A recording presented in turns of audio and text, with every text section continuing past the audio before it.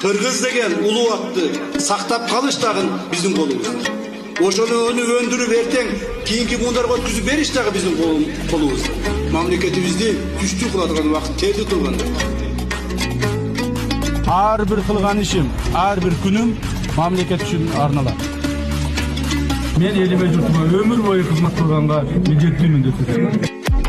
Менин негизги максатым ушул адамга берилген аз өмүрдүн ичинде эртең ушул өмүр бизден өтүп кетсе, элибиз ушул бизди элге жакшы кызмат кылып жашады деген бир маселелер турса экен деген бир үмүтүм бар да. Бул акча, дүнүйө эң башкысы эмес.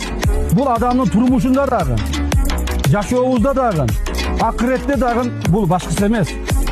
Эң башкысы, урматтуу угандар, бул биздин элибизге, жерибизге, мекенибизге кылган өзүбүздүн мамилебиз.